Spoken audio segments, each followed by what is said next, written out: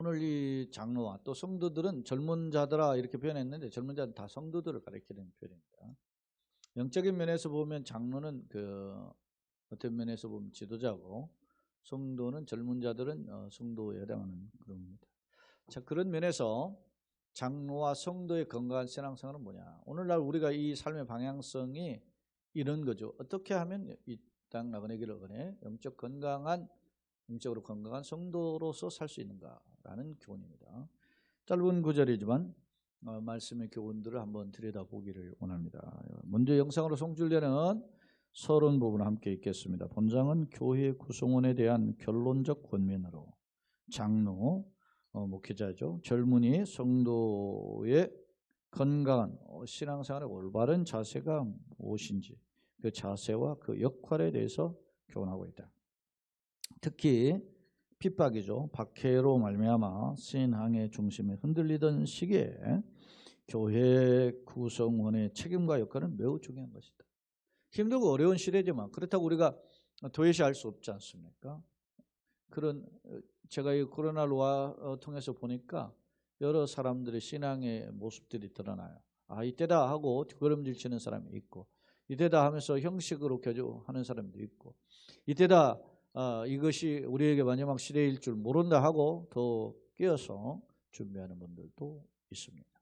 그런 것들을 보면 얼마나 귀한지 모르겠어요. 제가 지난 조정의 지방에 잠깐 내려갔을 때 저희 이모님 봤는데 저희 이모님이 권사님이죠.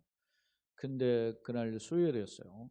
그렇게 해서 제가 바삐 일을 정리하고 저쪽으로 이동해서 제가 장소를 정해서 예배를 드리려면 미리 수요 예배 때 이렇게 제 영상 시스템 이렇게 좀 점검도 해보고 좀 그래서 좀 서둘러 가야 됩니다. 그렇게 제가 제 이모님한테 그랬더니 저도 당신도 수요 예배 가야 된다고 저 깜빡 놓칠 뻔했다고 이러더라고요. 왜냐하면 아파가지고 한 주를 못 갔어요. 그분이 그 코로나 때문에.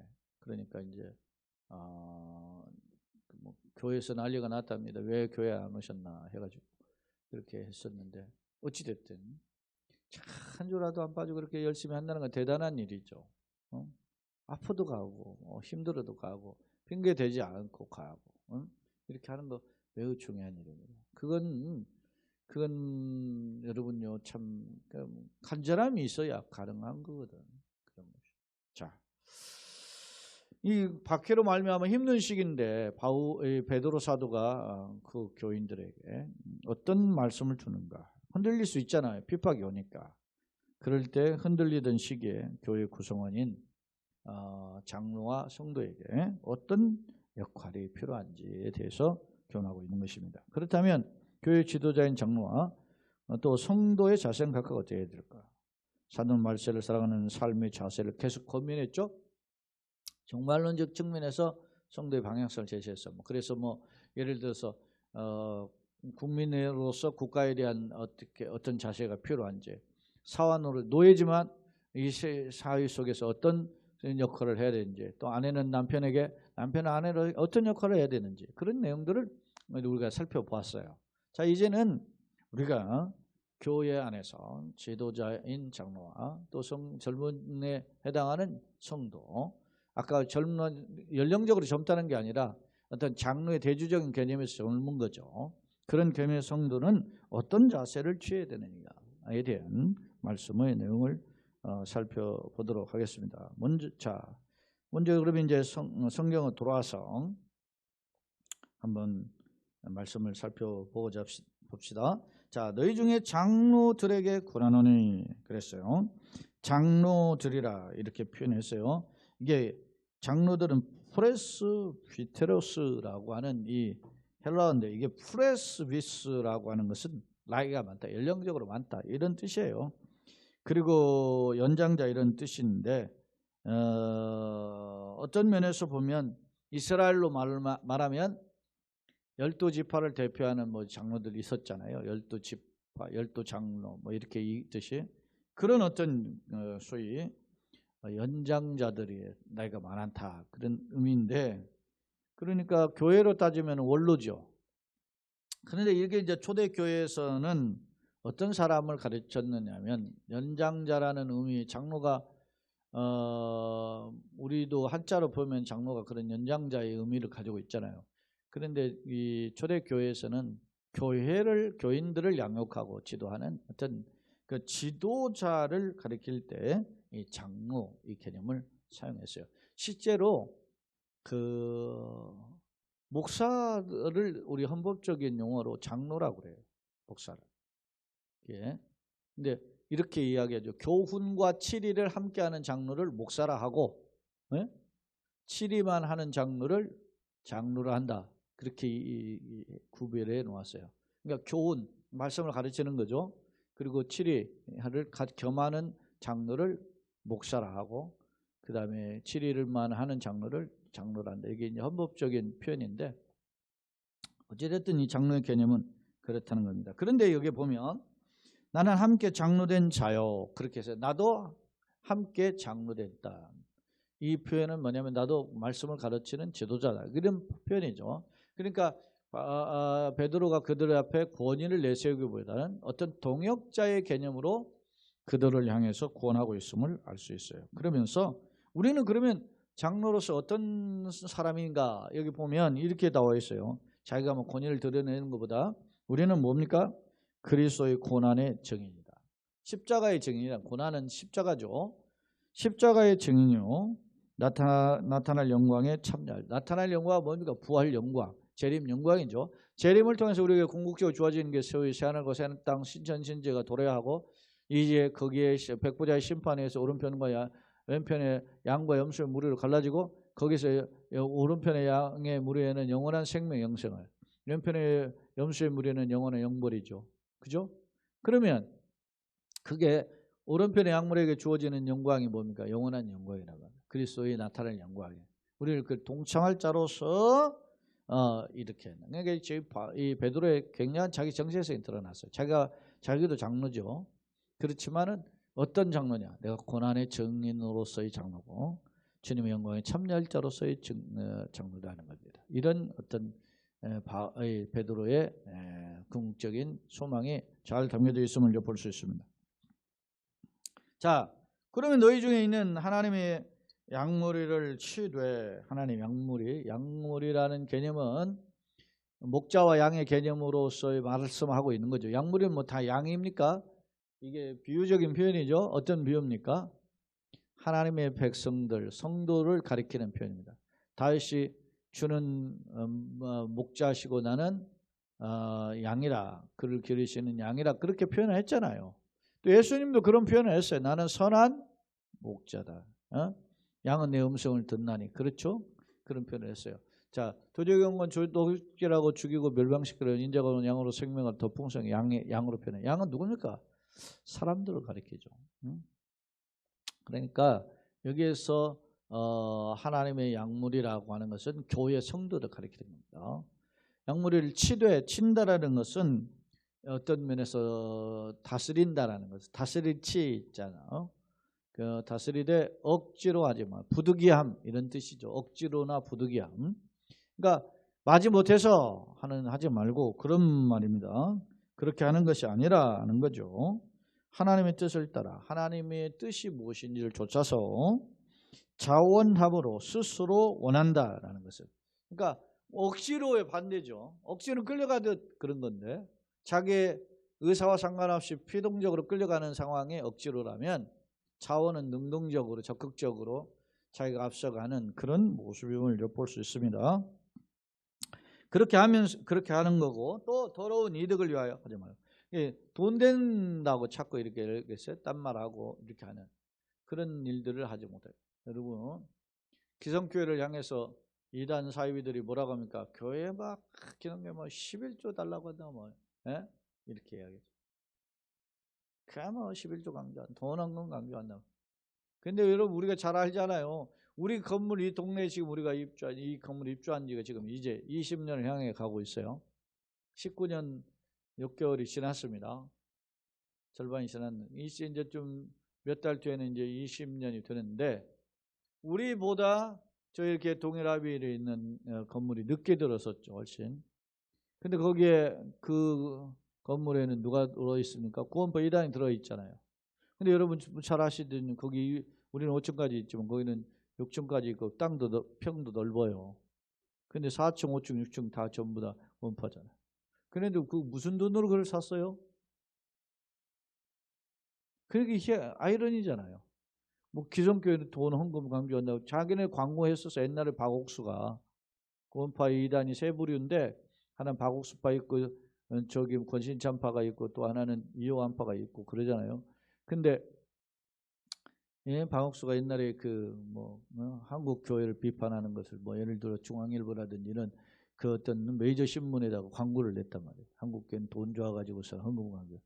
근데 어떻게 지들이 어떻게 하려고 그런 건물들을 얻나? 네? 그렇잖아요. 그러니까 이게 모순이라 모순. 그거를 좀 분별할 수 있어야 되는데 그걸 모르죠. 자, 여기 좀 다른 각도 갔는데 더러운 이득. 욕심이 된 근거한 그런 어떤 물질적인 욕심에 대한 표현들입니다.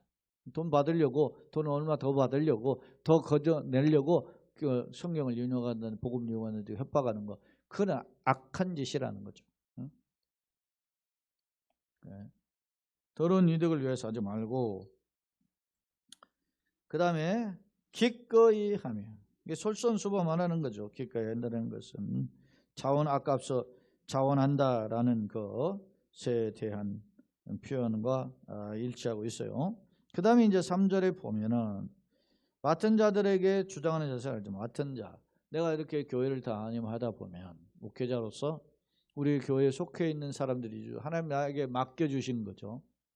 그러면 청지기적인 자세로 선한 청지기처럼 봉사하라 그랬죠. 그래서 앞서 말하는 것처럼 하나님 말씀하는 것처럼 봉사하는 것처럼 하나님 봉사하는 것처럼 하라. 이게 이제 앞선 선한 청지기의 자세잖아요. 근데 그런 마음으로 해야 되는데 맡은 자들에게 주장하는 사람, 권위를 내세우고 위에서 눌러버리는 그러한 자세로 하지 말아라. 이렇게 이야기하고 있어요. 하지 말고 약물의 본이래. 본은 뭡니까? 예수 그리스도의 모델이죠. 예수님 어떻게 했습니까? 그런 건 뭐 하나님 본체시죠. 그러니 하나님과 동등됨을 취할 것을 여기지 아니하시고 자기를 비워 케노스에서는 낮아지심이죠. 비웠다는 거죠. 낮아지심. 어떻게 해요? 사람의 모양으로 입으시고 이 땅에 오셨죠. 죽기까지 복종한 십자가에 죽으셨어요. 이게 예수님의 모델이란 말이에요.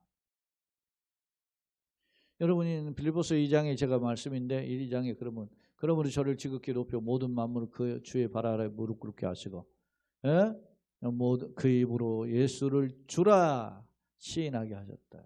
이렇게 말씀은 그게 빌립보서 2장 9절 11절의 말씀이에요. 그래서 바울이 이어지는 12절에 너희 안에 행하시느니 하나님이시 그러므로 하나님의 기쁘신 뜻을 쫓아서 소원을 품고 행하게 하신다 그랬어요. 너희 안에 행하시느니 하나님이시니 하나님이 자기의 기쁘신 뜻을 위하여 우리로 하여금 소원을 품고 행하게 하신다. 내가 가지고 있는 열정, 그러니까 뭡니까? 내가 가지고 있는 열정이 하나님이 주신 거룩한 비전이 되어야 된다는 거죠. 자, 너희 안에 행하시는 이는 하나님이시니 하나님 우리 안에 계신다. 그러니까 하나님께서 자기의 기쁘신 뜻을 위하여 하나님 뜻이 선한 뜻을 위하여 우리로 하여금 소원을 품고 행하게 하신다. 우리가 소원을 갖죠. 어떤 거룩한 열망, 비전을 품잖아요. 그게 하나님 주신 일정이었단 말이에요. 근데 우리가 내가 무언가를 한단 말이죠. 예를 들어 더러운 이득을 품었는데 그게 하나님 뜻이라 할 수 없잖아요. 내가 누군가 권위적인 자세로서 이렇게 군림하려고 그러는데 그게 하나님 뜻이 될 수 없잖아요. 그럼 우리가 어떻게 해야 되나? 예수 그리스도를 본받아서 지금 그 빌립보서 2장 그 12절이 뭐에 근거하고 있어요? 5절로 11절에 근거했어요. 예수 그리스도의 모델. 예? 자, 다시 한번 돌아와서 3절 맡은 자들에게 주장하는 자세를 하지 말고 약물의 본이 되라. 예수님이 그렇게 사셨음을 알 수 있어요.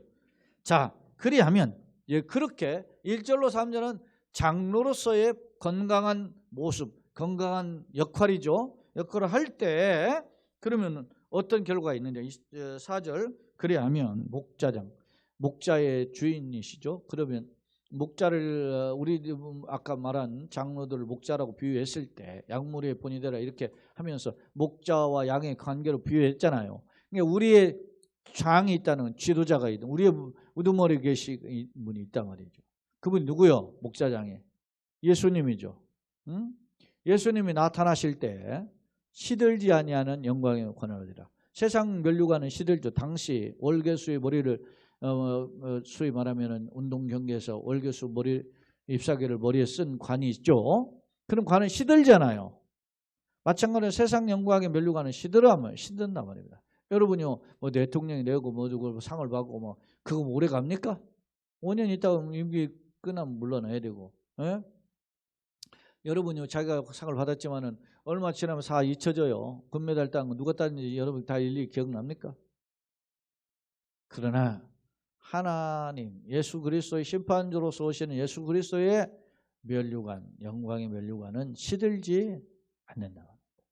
그리하면 목자님 나타나실 때 시들지 아니하는 영광의 관을 얻을 것이다. 이렇게 약속해 주고 있어요.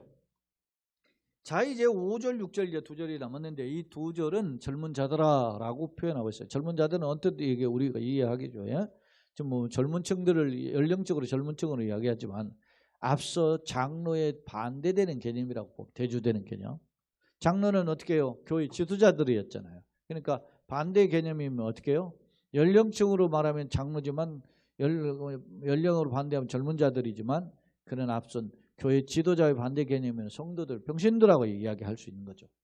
평신도들에게 뭐라고 하느냐? 이와 같이는 앞서 장로들이 그리스도의 본을 쫓아서 그리스도의 섬김, 수고, 희생 이런 것을 쫓아서 본이 되는 삶을 사는 것처럼 너희들도 마찬가지예요. 이와 같이라는 말은 거기 다 포함되어 있어요. 장로들에게 순종하고 예수 그리스도를 본받는 마음으로 순종하고 교회 질서를 위해 순종하는 거죠. 그 다음에 뭐라고 하느냐면 다 서로 겸손으로 허리를 동이라. 순종과 겸손. 성도의 자세는 순종과 겸손. 순종이라는 말은 철저히 자기 생각을 내려놓고 그 지도자의 뜻, 하나님의 뜻이죠. 결국 하나님의 뜻에 순종하는 것이고 겸손으로 허리를 동인다. 이것은 허리를 동여 맨다라는 것은 말이죠. 뭔가 일을 시작하기 위해서 하는 행위예요. 예를 들어서 어디가 밖에 나가다 외출할 때 그럼 뭐요? 허리띠 메고 절로 메고 나가잖아요. 그러니까 뭔가 행동하는 액션하는 그 어떤 그 출발점이란 말입니다. 그러니까 겸손의 허리를 동이라는 것은 나의 삶은 항상 겸손의 허리띠를 매라 그렇게 이야기하고 있는 것을 오늘 말씀을 통해서 살펴볼 수 있습니다. 자, 젊은 자들 이와 같이 장로들의 순종은 다 서로 겸손의 허리를 동이라. 그러면서 하나님은 교만한 자를 대적하시되 겸손한 자들에게는 은혜 주시는. 교만과 겸손 대조죠. 잠언에도 교만은 패망에서 거만한 마음은 넘어짐의 앞잠이죠. 그러나 겸손은 존귀의 앞잠이죠. 교만은 사탄은 어떻게 우리를 교만하게 하죠. 넘어지게 한다. 교만은 패망의 선봉에 넘어지면 하죠. 예? 여러분요, 선악을 알게 하는 나무를 따먹지 말라는데 따먹은 이유가 뭐냐면 교만한 짓이 교만하려는 마음이 들면 예? 눈이 밝아지랴.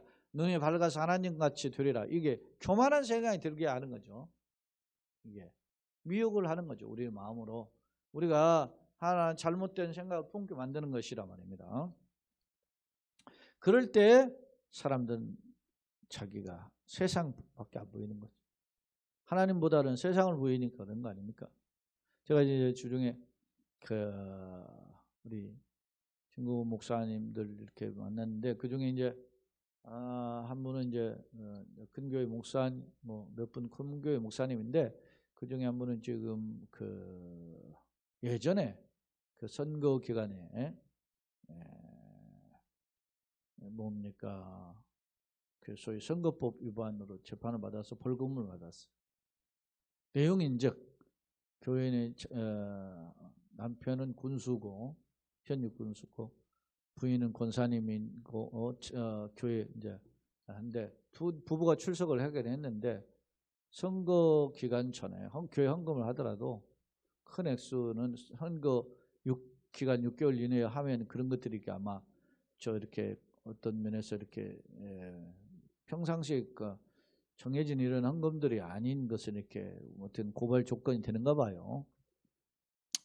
근데 권사님이 이제 찾아와서 이제 목사님한테 헌금을 1억을 한 거예요. 근데 이거를 목사님한테 개인적으로 헌금을 해서 기도해 주세요 하고 했는데 그것을 목사님이 투명하게 교회 앞에 내놨어요. 이렇게 헌금하셨다고. 그렇게 하니까 그 사람이 이제 고발이 된 거예요.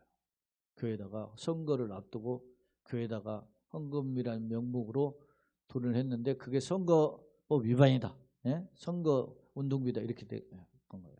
그래서 조사가 실시됐는데 그렇게 해서 결국 재판에서 자기가 이제 그런 기간에 그 받지 목회자들이 그걸 안 받아야 된다는가 봐요. 그리고 법적으로 그렇게 판결을 했어요. 그거 어떻게 알아요, 그걸? 하나님 앞에 헌금했다는데.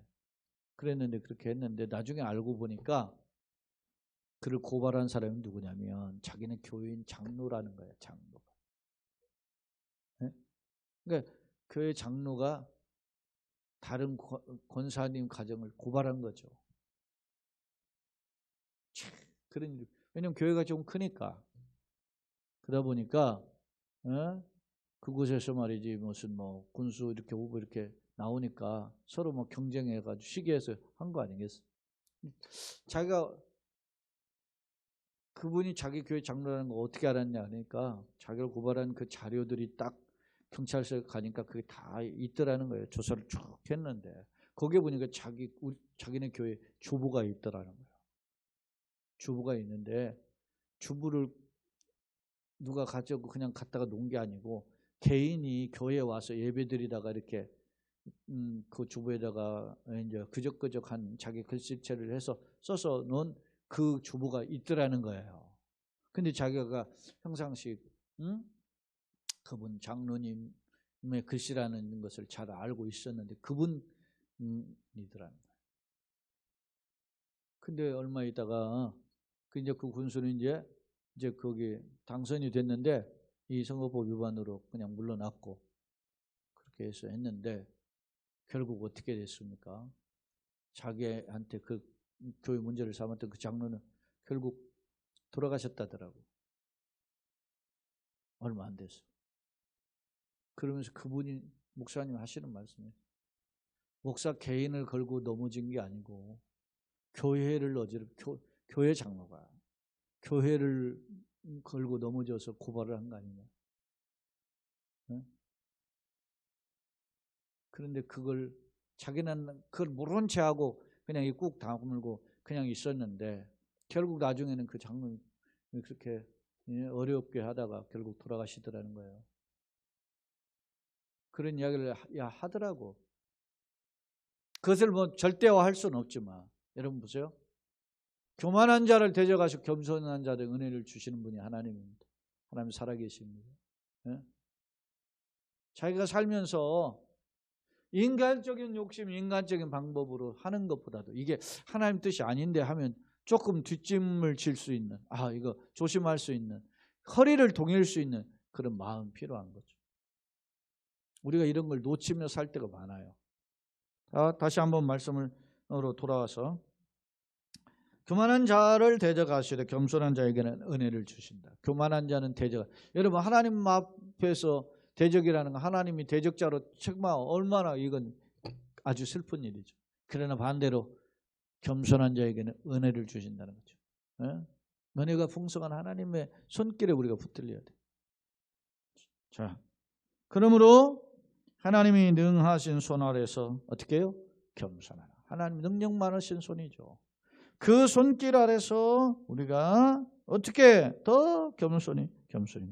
그래서 목회자인 신학자인 앤드류 머레이가 기독교 최고의 덕목은 겸손이라는 말을 했죠. 겸손. 제가 예전에 이 앤드류 머레이 겸손이라는 책을 읽으면서 많이 도전을 받아서 신학교 때 최선의 덕목이에요. 겸손. 앞서 예수님의 낮아지심이 겸손 아닙니까? 겸손의 모델.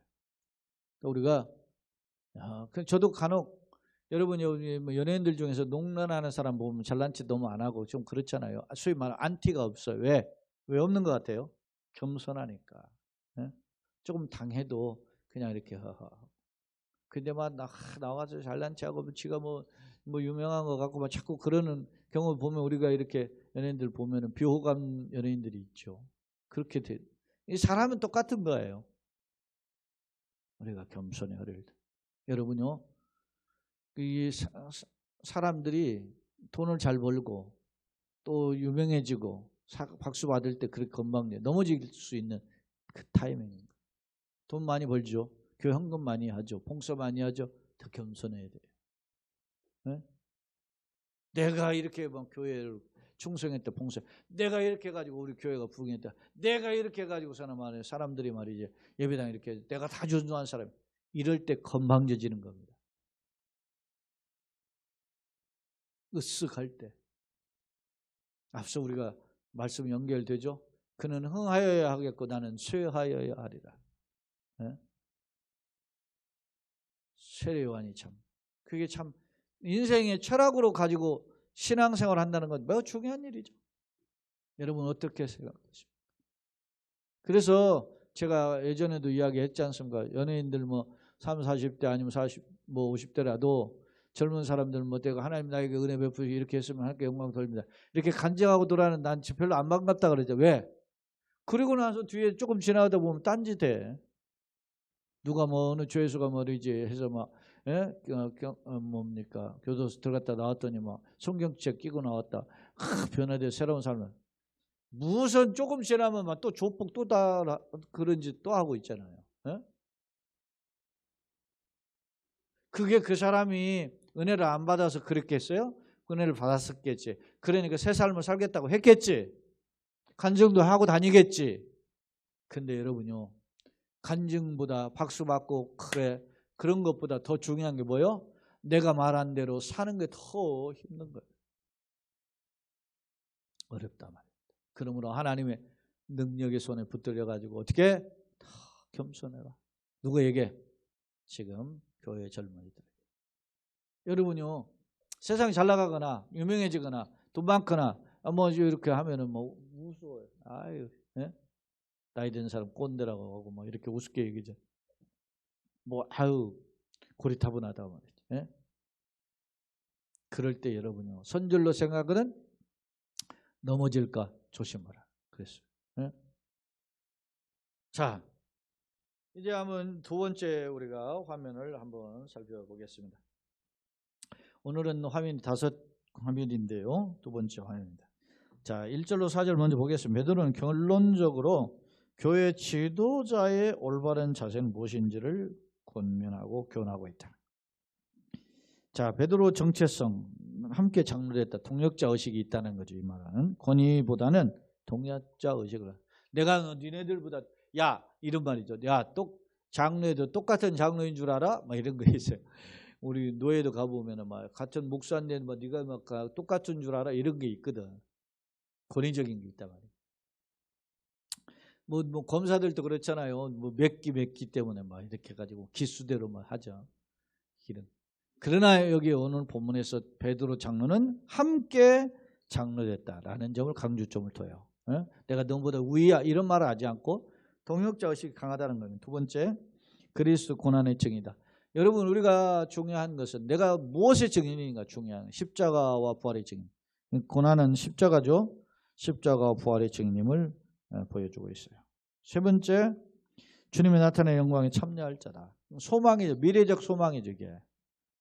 예수님의 재림을 통해 주어질 영광, 오른편의 양의 무리여 내 주인의 상을 복 받을 자들이여 이렇게 인정받잖아요. 그런 자들임을 확신하고 있어요. 이게 매우 중요하죠. 베드로의 정체성이죠. 두 번째 2절로 3절인데 베드로의 바른 자세 어떻게 하느냐? 장로들에게 권할 때 어떻게 권했느냐? 자원함으로 억지가 아닌 부득이함이 아닌 하나님 뜻을 쫓아서 자발적인 헌신을 강조하고 있습니다. 두 번째, 더러운 이득을 위하지 말라. 탐욕, 욕심 때문에 하지 말라. 돈 때문에 하지 말고. 여러분 오늘 우리가 살고 있는 시대가 어떤 시대예요? 황금만능주의잖아요. 물질 제일주의란 말이죠. 그러다 보니까 물질의 욕심 빠질 수밖에 없어요. 목회자도 마찬가지, 교인들도 마찬가지. 여러분 헌금이 뭐 남아 돌아서는 거 아니잖아요. 그런데 헌금 그냥 이렇게 하다가 안 하고 싶 그런 생각이 들어요. 돈이 쓸 데가 많으니까. 이런저런 핑계를 대요. 이득, 그런 것을 통해서 여러분이 내가 어떤 이득을 취할 때 하나님이 아신다는 거예요. 네? 그러니까 여러분, 내가 내 삶이 조금 인색해도 하나님과 이웃을 향하여서 사용하는 것을 인색하면 안 돼. 그래서 나에게 넉넉한 마음을 주시고 그를 감당할 능력을 주시고 은혜를 부어 주시옵소서. 이런 기도가 필요한 거죠. 자, 주장하지 말고 약물의 본이 되라 그랬어요. 성도의 양육은 하나님이 분배하신 은혜의 묵시. 이게 맡은 자라는 이 헬라어를 보니까 몫이라는 할당된 목, 뭐 어떤 뜻이었는 제비뽑기 이런 뜻도 있던데 할당된 몫이에요. 그러니까 내가 나에게 할당되었다. 하나님이 내가 목사로서 넓은도 교회로서 나에게 이렇게 할당된 거예요. 권사님은 넓은도 교회 권사로서 할당되어 있다는 거죠. 거기에 따라서 내가 어떤 권유를 이렇게 하는 게 아니고 솔선수범, 예수님 모범을 쫓아서 희생했잖아요. 섬기고 건져내기 위해서. 그렇게 모범을 쫓아서 우리도 교우들을, 양무리를 돌봐야 된다. 이렇게 교훈하고 있음을 알 수 있어요. 자, 세 번째 화면인데요. 자, 이 성경에 나타난 그러면 장로는 어떤 임무를 가지고 있는가? 자, 구약과 신약의 성경 한번 제가 살펴봤어요. 구약 성경에 보니까 인품과 용기 있는 자로 권위를 행사했다 그랬어요. 이런 단어로 사용해서 예를 들어 군주나 방백이라든지 법령 발표자인데 우두머리라든 귀인이라든 용사라든 재판관 이런 사람 사용할 때 이 장로라는 단어를 사용했어요. 그 다음에 이제 제사장 다음에 실제로 그 구약 역사에 보면 제사장 다음에 이렇게 하면 하나님께 제사할 때 그 다음에 장로를 썼어요. 그만큼 장로를 어떻게 해요? 인정하고 우대한 거죠. 권위를 인정해 줍니다. 우리가 잘 아는 70인인 장로죠. 이스라엘의 소위 사내들인 공회가 뭐 있잖아요. 이게 소위 말하면 12지파의 대표 6명씩 72명이 모인 최고 의결교가지 사례들. 그런 것입니다. 제사에 참여했고 또 장로로서 율법을 해석하고 이렇게 가르쳤단다. 그래서 우리 십계명을 말이죠. 자세히 나눈 장로들이 가르쳐준 유전이라 해서 장로 유전 613개까지 있잖아요. 그게 장로 유전이에요. 신약의 경우는 뭐냐? 장로에 대한 뜻이 지혜와 경험을 겸비한 자. 지혜, 경험은 오래 있어야 경험이 체득되죠. 지혜도 마찬가지입니다. 하나님의 은혜가 부어졌다 그런 의미죠. 유대인 공동체마다 장로의 공의가 있었다라는 겁니다. 사내된 대부분 역할, 또 민족을 대표하기도 하고 하는 그런 역할이 있었죠. 자, 초대교회에서는 그러면 어떤 역할을 했느냐? 장로가 목회자의 신분이었다. 목회적 신분이었다. 목회적 신분과 임무를 감당했다라는 것이고, 두 번째 명칭은 초대교회에서는 장로 또 감독 이런 단어로 사용됐어요. 우리가 어떤 데는 감독이라고도 표현을 했잖아요. 예를 들면 디모데전서 같은 감독. 이건 감독의 의미는 직능적 측면이고 장로의 의미는 신분적 측면, 어떤 연령적 신분적 측면에서는 부를 때 장로고, 감독은 교회를 다스리고 이렇게 하잖아요. 그런 어떤 역할적인 측면에서 보면 직능적 측면이다라는 것입니다. 자, 임무. 하나님이 맡기신 양떼를 어떻게 해요? 자원, 기꺼이 즐거운 마음으로 양육했다. 사명이죠. 더러운 이득이 아닌 즐거운 뜻으로 해야 된다. 선한 목자의 삶이죠. 왜? 삭구는 어떻게 해요? 재앙이 아니므로 뭐 이리가 오면 도망가잖아요. 욕심 때문에 뭐 밥벌이를 하는 거니까. 그러면 안 된다. 그런 뜻이죠. 그 다음 군림하지 말고 약물이 본이 되어야 된다. 선한 청지기의 모습이죠. 그 다음에 이제 네 번째 화면입니다. 자, 5절 6절을 정리해 볼게요. 젊은 자, 교회의 성도들이 해당하는 데인데요. 성도들이 어떤 자세를 갖춰야 되느냐? 두 가지였죠. 순종과 겸손의 삶을 살아라. 허리를 동이다라는 말은 이게 앞치마를 두르다 이런 뜻인데, 이게 뭐냐? 우리나라도 앞치마 왜 둘러요? 설거지하려고 하잖아요. 그런 것처럼 수건을 두르고 예수님이 제자들의 발을 씻겨줬죠. 앞치마를 두고 수건을 두르고 발을 씻겨줘. 그러니까 섬김과 봉사를 하려고 하는 행위라 말입니다. 이게 자세라 말입니다. 그렇게 해라, 허리를 동이라, 이런 말은 그러니까 섬기고 봉사하려고 하는 마음과 몸의 자세, 마음가짐과 몸의 자세에 말할 수 있어요. 그 다음에 그럼 젊은이 성도의 임무는 뭐냐?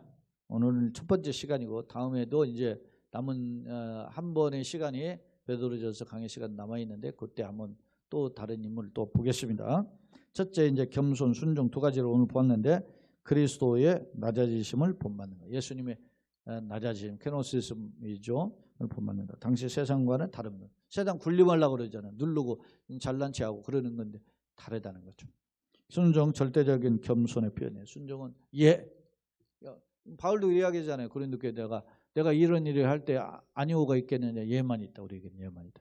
예수님도 예만 있다 그러죠. 예? 아버지가 아들에게 얘기할 때 예 하고 순종하고 오신 거잖아요. 응? 한편 젊은이는 장로와의 반대된 개념으로 양육받는 약물에게 나이와 상관없이 적용되는 표현임을 알 수 있다라는 것입니다. 마지막 다섯 번째 화면인데요. 결론입니다.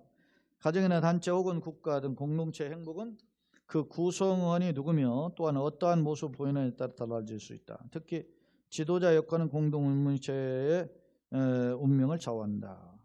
한편 구성원의 경우도 지도자도 그렇지만 구성원의 경우도 지극히 작은 부류처럼 보이지만은 그 사람 역할에 따라 공동체를 살릴 수도 있고 또 때로는 해악을 끼칠 수도 있는 거죠. 따라서 건강한 교회 공동체를 세우려면 지도자와 구성원이 모두 다 어떻게 해요? 상대를 평가하고 비방하고 하는 것보다 합력과 선을 이루는 듯. 그러니까 연합하는 그러한 모범 보이는 솔솔수범 원순하는 그런 자세가 필요하다라는 것입니다. 그렇다면 나는 어떤 영향을 끼치나? 교회는 어떤 긍정의 영향을 줄 수가 있습니까? 돈 자랑합니까? 아니면 저 사람 참 세상에 유명한데 겸손하더라 이런 것이 있습니까?